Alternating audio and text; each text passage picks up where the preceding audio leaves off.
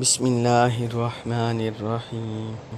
قرآن میں اللہ رب العزت نے مکہ مکرمہ کے فضائل اور عظمتیں ذکر کی ہیں، جس سے پتہ چلتا ہے کہ یہ عظمت والا، رفعت والا اور برکات والا شہر ہے۔ اللہ رب العزت نے ارشاد فرمایا سورۃ البقرہ کی آیت نمبر 125 سے لے کر 127 تک، فرمایا وَإِذْ جَعَلْنَا الْبَيْتَ مَثَابَةً لِلنَّاسِ وَأَمْنًا، اور یاد کرو جب ہم نے اس گھر کو لوگوں کے لیے رجوع کا مرکز بنا دیا اور جائے امان بنا دیا۔ اللہ تعالیٰ نے بیت اللہ کا ذکر کیا اور فرمایا کہ سارے لوگوں کا مرکز ہے، ساری دنیا سے لوگ یہاں جمع ہوتی ہیں، اجتماع کرتے ہیں۔ وَأَمْنًا، اور ساتھ فرمایا یہ امن کی جگہ ہے، یعنی یہ جائے امن بھی ہے، امن کی جگہ بھی ہے، اور اللہ رب العزت نے اسے لوگوں کے اجتماع کا مرکز بھی بنا دیا۔ پھر آگے ارشاد فرمایا وَاتَّخِذُوا مِن مَّقَامِ إِبْرَاهِيمَ مُصَلًّى، اور اے مسلمانوں تم مقام ابراہیم کو جائے نماز بنا دو۔ یہ مقام ابراہیم کی منزلت ہے، مقام ہے کہ رب نے اسے جائے نماز بنانے کا حکم دیا کہ جہاں کھڑے ہو کر تم نماز پڑھو، نماز ادا کرو۔ آگے فرمایا وَعَهِدْنَا إِلَىٰ إِبْرَاهِيمَ وَإِسْمَاعِيلَ أَن طَهِّرَ بَيْتِيَ لِلطَّائِفِينَ وَالْعَاكِفِينَ وَالرُّكَّعِ السُّجُودِ، اور ہم نے ابراہیم اور اسماعیل علیہ السلام ان دونوں سے عہد کیا، ان دونوں سے اقرار کیا، ان کو تاکید فرمائی کہ تم دونوں حضرت ابراہیم اور حضرت اسماعیل علیہ السلام ان طَهِّرَ بَيْتِيَ لِلطَّائِفِينَ وَالْعَاكِفِينَ وَالرُّكَّعِ السُّجُودِ، کہ تم دونوں میرے اس گھر کو پاک صاف رکھو، طواف کرنے والوں کے لیے، اعتکاف بیٹھنے والوں کے لیے، اور رکوع اور سجدہ کرنے والوں کے لیے۔ تو یہ مکہ مکرمہ کی عظمت ہے کہ اس کی نسبت سے جہاں جہاں ارکان اسلام، ارکان حج ادا ہوتی ہیں، رب نے ان کو بھی عظمت اور فضیلت عطا فرما دی۔ پھر آگے فرمایا آیت نمبر 126 میں سورۃ البقرہ میں وَإِذْ قَالَ إِبْرَاهِيمُ رَبِّ اجْعَلْ هَٰذَا بَلَدًا آمِنًا، اب یہاں حضرت ابراہیم علیہ السلام کی دعا کا ذکر ہوا۔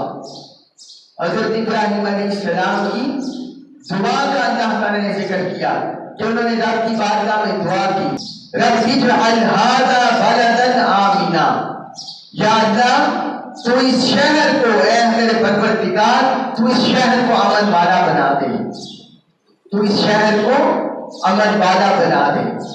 یہ مکہ مکرمہ کی فضیلت ہے، عظمت ہے کہ اس شہر مکہ کے امن کا ذکر رب نے بھی فرمایا اور حضرت ابراہیم علیہ السلام نے اپنی دعا کا بھی ذکر کیا۔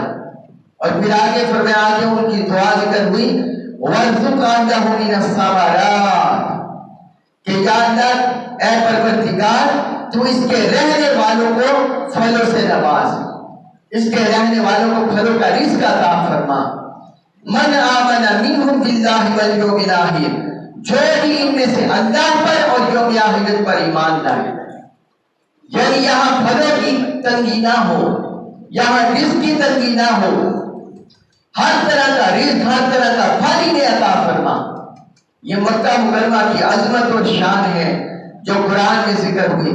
اور آگے فرمایا قال ومن کفر فأمتعه قلیلا ثم أضطره إلى عذاب النار، فرمایا یاد رکھو کہ جس شخص نے کفر کیا فأمتعه قلیلا، اسے بھی میں تھوڑا سا فائدہ دوں گا، دنیاوی زندگی میں اسے بھی فائدہ ملے گا، وہ کھائے پیے گا، زندگی بسر کرے گا، لیکن بالآخر کیا ہوگا ثم أضطره إلى عذاب النار، پھر اسے دوزخ کے عذاب کی طرف جانے پر مجبور کر دوں گا۔ وبئس المصیر، اور وہ کتنا برا ٹھکانہ ہے۔ آگے فرمایا وَإِذْ يَرْفَعُ إِبْرَاهِيمُ الْقَوَاعِدَ مِنَ الْبَيْتِ وَإِسْمَاعِيلُ، وہ وقت بھی یاد کریں جب بیت اللہ کی تعمیر ہو رہی تھی اور حضرت ابراہیم اور حضرت اسماعیل علیہ السلام بیت اللہ کی بنیادیں اٹھا رہے تھے، بیت اللہ کی بنیادیں اٹھا رہے تھے، بیت اللہ کو تعمیر کر رہے تھے، اور ساتھ وہ یہ دعا کر رہے تھے ربنا تقبل منا انک انت السمیع العلیم، اے ہمارے پروردگار تو ہماری اس حاضری کو، ہماری اس خدمت کو اپنی بارگاہ میں قبول فرما لے، بے شک تو دعا کو سننے والا ہے۔ یعنی آپ دیکھیے کہ قرآن کی آپ آیات میں، قرآن کی صورتوں میں مکہ مکرمہ کی عظمت اور فضیلت رب نے جا بجا ذکر کی ہے۔ ہر کسی پڑھنے والوں کو، سننے والوں کو پتہ چل جائے کہ جو بیت اللہ میں حج کے لیے آ رہے ہیں، بیت اللہ میں عمرہ کے لیے آ رہے ہیں، اس حرم مکہ میں اس کی کیا عظمت اور کیا شان ہے۔ پھر اسی طرح اللہ تعالی نے سورۃ آل عمران میں فرمایا آیت نمبر 96 میں ان اول بیت وضع للناس للذی ببکہ، فرمایا سنو کہ جو سب سے پہلا گھر لوگوں کی عبادت کے لیے بنایا گیا ببکہ کا، وہ مکہ میں ہے۔ وہ کہاں ہے؟ مکہ میں۔ مکہ مکرمہ کو جائے امن بنایا، مکہ مکرمہ کو عبادت کا مرکز بنایا، لوگوں کے جمع ہونے کا مرکز بنایا، مکہ مکرمہ کے رہنے والوں کو ہر طرح کے پھل، ہر طرح کے اناج اور اس طرح کی انعامات سے نوازا، اور ساتھ فرمایا جو سب سے پہلا گھر عبادت کے لیے بنایا گیا وہ بھی مکہ میں ہے، وہ مکہ میں سب سے پہلے بنایا گیا۔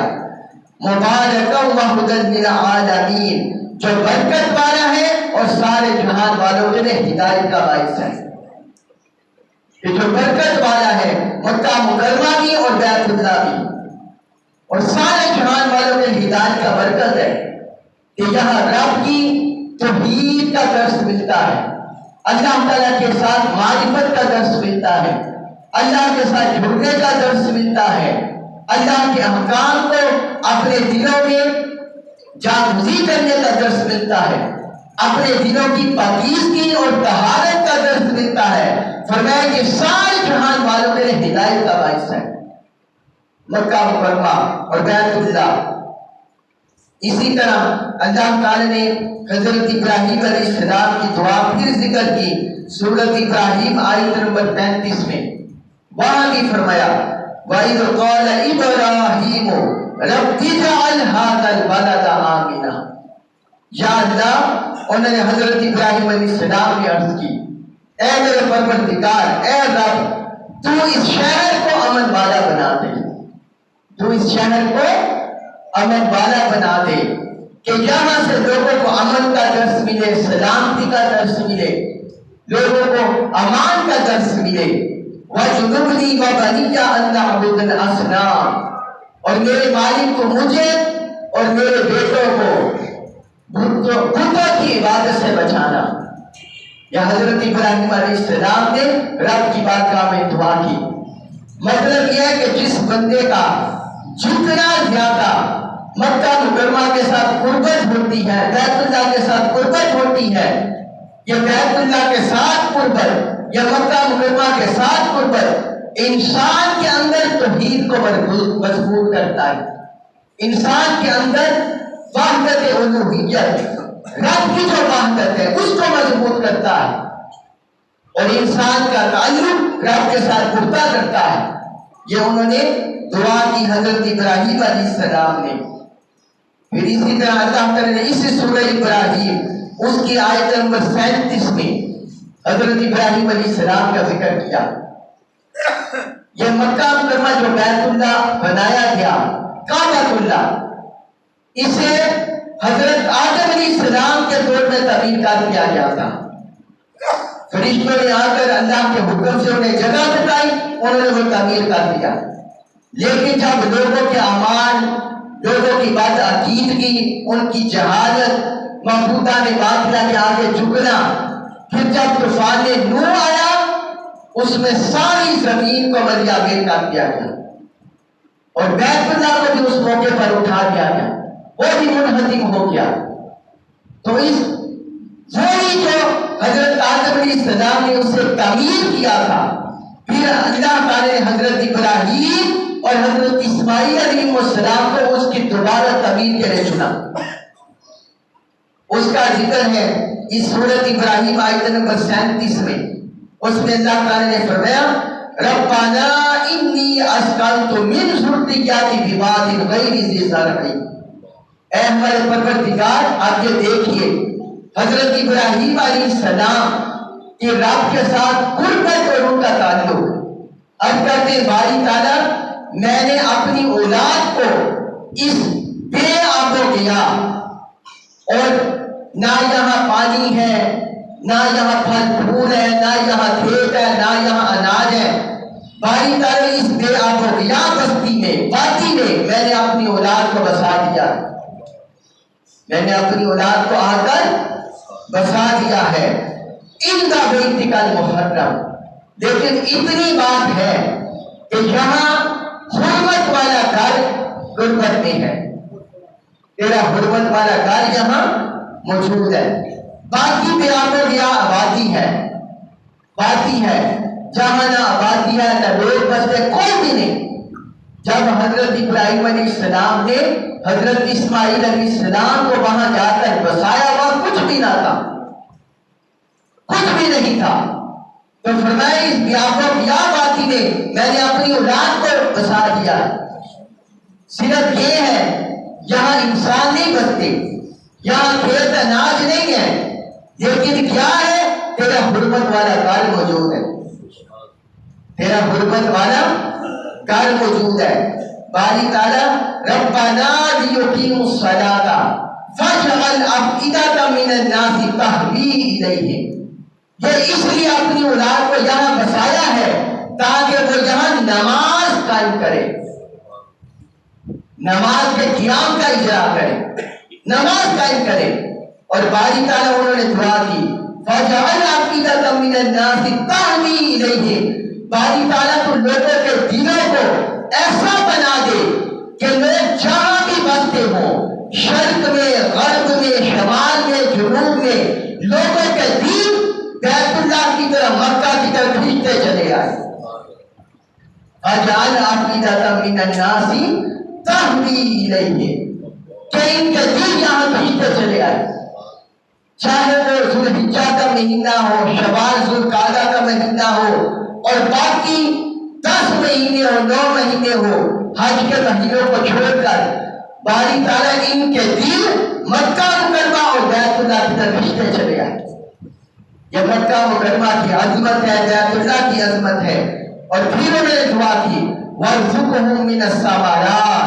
اور یا اللہ تو ابھی تو یہاں کچھ بھی نہیں ہے، نہ کھانے کے لیے اناج ہے، نہ پھول ہے، نہ پھل ہے، بیابر یا وادی ہے، لیکن میرے مالک جو اپنی اولاد کو تیری رضا کی خاطر یہاں بسا دیا ہے، وَارْزُقْهُم مِّنَ الثَّمَرَاتِ. اب انہیں پھل اور اناج بھی تو عطا فرمانا، ان کے ہاں پھلوں کی کمی نہ کرنا، اناج کی کمی نہ کرنا. رب نے بھی سورۃ البقرہ میں فرما دیا تھا حضرت ابراہیم علیہ السلام کی دعا سے، وہاں بھی یہی تھا وَارْزُقْ أَهْلَهُ مِنَ الثَّمَرَاتِ. ان کے رہنے والوں کو، اس کے رہنے والوں کو پھلوں سے نواز دے.